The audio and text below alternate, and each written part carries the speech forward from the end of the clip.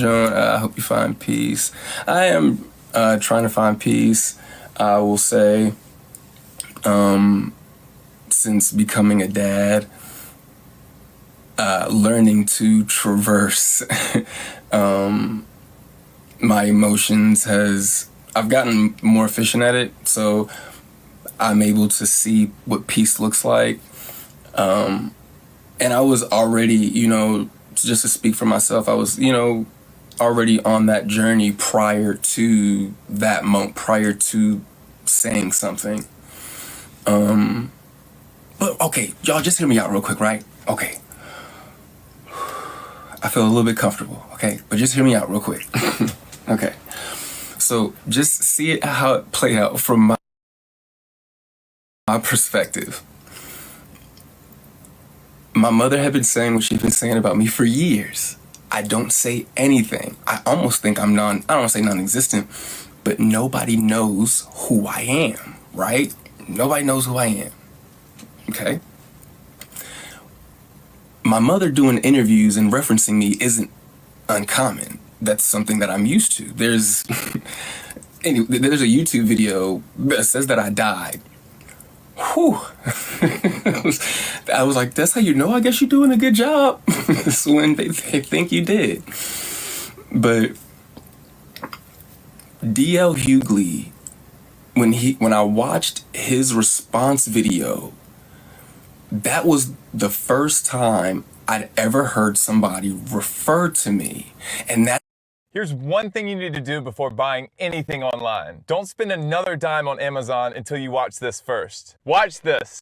That's what a lot of people missed. Everything, I have cotton mouth, have mercy, Jesus. Everything that DL said was very similar, if not the same, to what was already said to my knowledge. The only thing that was new that he had referenced was me, but nobody would know that unless you knew that. So then what happened next? I think my mother in Sydney responded, and I was like, okay. So to me though, it was all still a regular thing. None of what was taking place was brand new. I was like, oh, okay, D.L. Hughley said something. Oh, that was the first time somebody referenced me. That was new. That was the only part of it, to be fair, that was new. But then I go back and watch the Club Shay Shay interview, the snippet. There's a fight coming.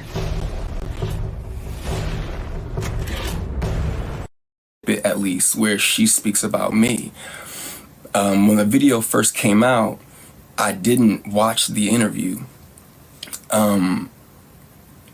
To be honest, I don't typically, my phone knows that I don't like to keep up with things that are going on with my mother. I'm very proud of her and always happy for her and the things that she accomplishes. But it's like a weird constant reminder. It's like you can have an issue with your mom and just scroll through your phone all day. I have an issue with my mom and she pops up on my YouTube feed. So, excuse me. So, when I saw the Club Shay Shay snippet and heard how she referred to our dynamic as strained, to me, and I could be wrong, and I'm totally okay with being educated and being wrong. Are you overwhelmed by your payday loan debt? Have you taken out multiple loans and struggling to pay them? If something is strained, right, it means if I'm holding a piece of string and I'm pulling it as tight as I can, am I not, it's strained. It may be hard to see because it's strained, but the hard to see implies that there's something there, right?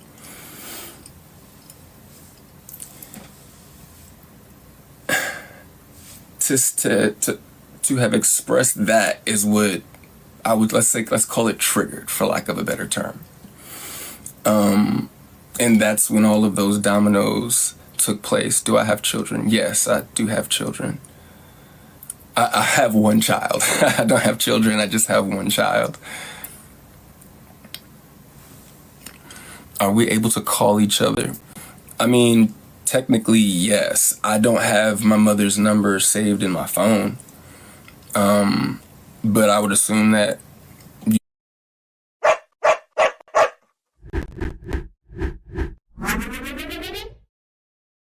know that she has mine. And let me say this too. I'm not a victim of anything. I don't see my experience as traumatic. There were some very awesome things that I did get to experience. Like, to be completely honest, there were some really cool things that I did get to experience. Though I didn't want to go. I didn't want to go to Switzerland. Didn't want to go. The experience was incredible. Just being somewhere different in the atmosphere, hearing another language, it was just all very unique. Getting opportunities to, my mother, did take me to Hawaii for my birthday one year.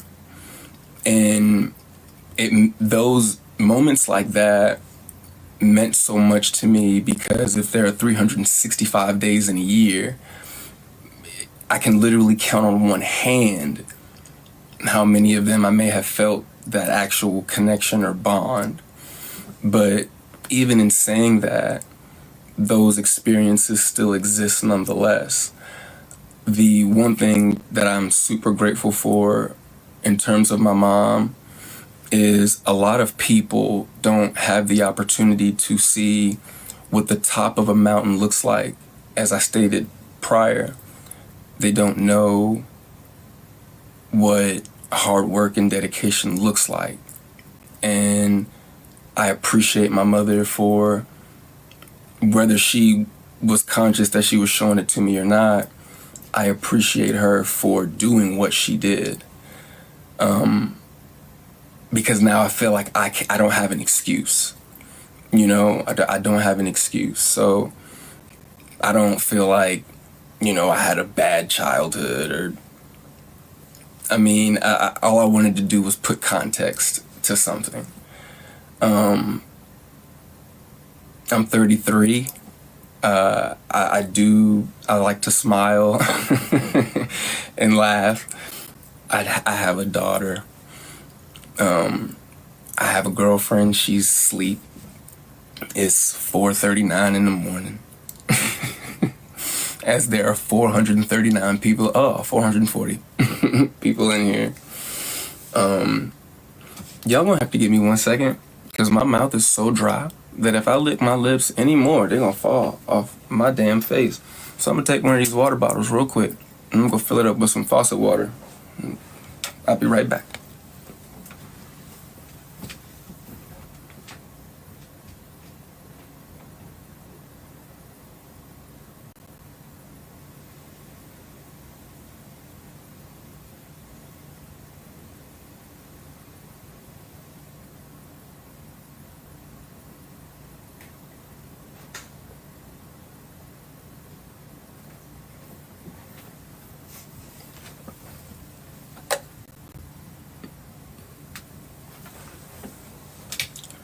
Whew, I'm still trying to do two things at once. I'm still trying to listen out for Sanaa.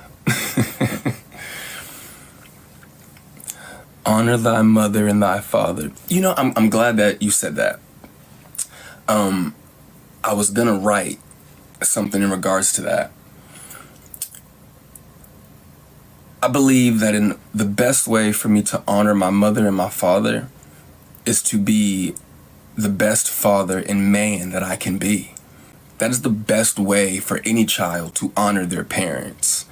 Sometimes I feel like when people say honor thy mother and thy father, it's this passive way of just being like, well, your parents went through this and you just gotta forgive.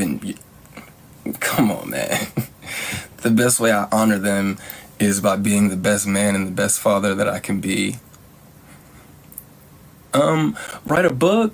Nah. Nah. Honestly, doing that, writing with it, I'm sorry, as I point, I'm pointing at my computer screen. a book is not the way that I honestly kind of would want to express myself. Excuse me. But I do enjoy writing. I will say that in whatever, form. She's different from the others. She's a witch. What is it that you're looking for from this? Well, okay, so it's a two-part answer. If you were to ask me that question when I originally posted my video, the answer was honestly nothing. Those that know me would tell you Shalon posted that video and honestly thought that it would get no more traction than any of his other videos. I'm not famous.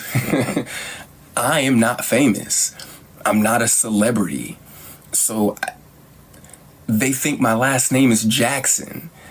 So when I did that, I didn't think anything would come of it. But to be fair, this is where I am right now. And to honestly answer your question, I don't know if I have a full answer right now, maybe. Maybe it's I just continue posting what my TikTok originally was before it became this. To be fair to me, outside of these 3 videos, my TikTok profile is myself, my daughter, and my girlfriend. And I don't, see why I would change from that. You say change. Do I think my mom is a narcissist? No. I don't think my mom is a narcissist. I think that my mom is what a lot of people were stating, is that my mom is hurt. And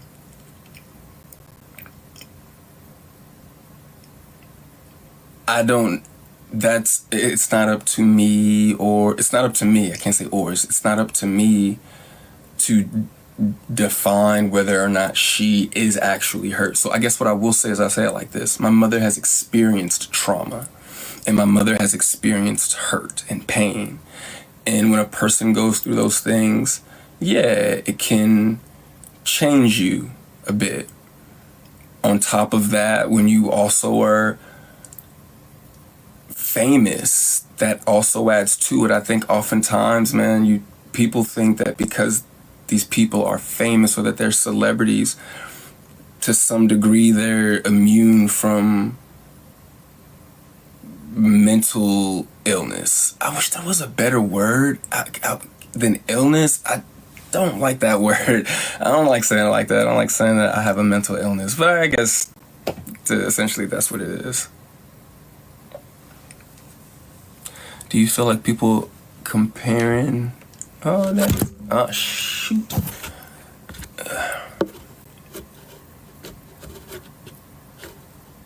Okay, don't tell. I feel like people comparing your mom to the character she played in Precious Fair.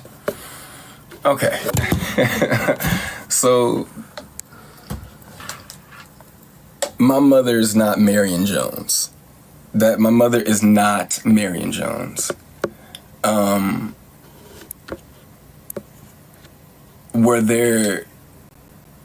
The first time I had watched Precious, I was with my mom, actually. We watched it in her living room.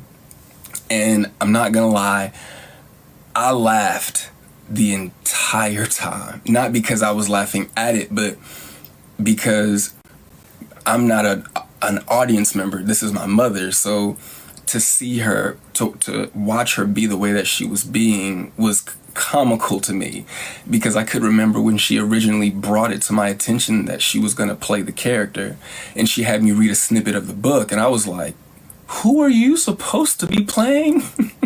And she was like, the mom. I was like, okay. But that was because I was so used to her doing comedy roles. I wasn't, it wasn't by any means, it wasn't that I didn't think she could do it. That wasn't it at all. It was just, I was so used to seeing her be funny. But no, my mother is not Marion Jones. She's not Marion Jones. I would agree. Ree felt that I don't think she really expected me to say anything. But I don't think that was like a conscious thought. I think when she spoke of me, the normal pattern is I don't say anything at all. I guess so. Okay, so I feel like somebody would go, well, what made you honestly feel differently? Because I'm a dad. I have a daughter, and I felt like what she said was false, and that's all. I had a kid, and I just felt like what somebody said was false, and I have a daughter, and I just wanted to address it. You know, like that's really it. Pray for her. She had some serious trauma. She pushed what she was. I mean, it is what it is.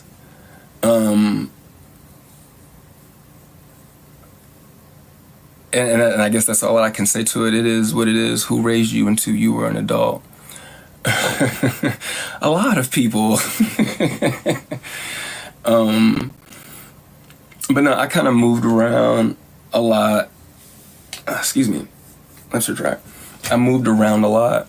So I lived in Texas. I lived with my father up until I was 17.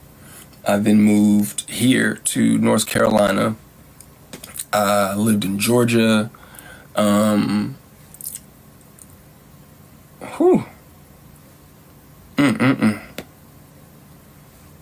the Lord. But I would say that,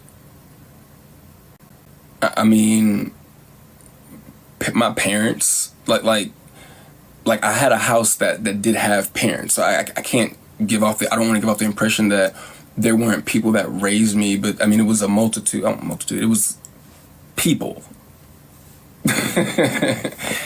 like there were people that raised me. Part of the reason why I speak the way that I do, if not all of the reason why I speak the way that I do, it's a two-part reason. Growing up watching my mom do award shows, I would sit backstage. I never liked sitting in the audience. I would sit backstage and I would watch how she could read the teleprompter really good. And there were times when it would just go really, really, really, really fast. And I learned that you had to learn how to articulate your words, or you had to learn how to enunciate your words. My father is an incredible journalist. And he's very big on vernacular. So when living with my father, my dad was, very big on this is how you say this and this is how you say that. And that kind of carried over into my adult years. And just the concept of there is a correct and incorrect way to say certain words, I think. But some people have accents, you know what I'm saying? And I understand.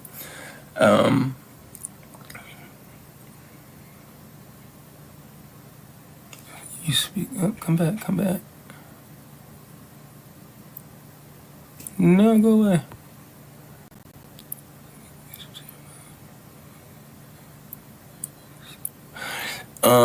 Have you observed your family being abusive to your mom? No. Not at all. I haven't observed that. What I can say, from a son standpoint, right? And that being my mother. Uncle Sidney, and I'm going to address properly why I call him Uncle Sidney.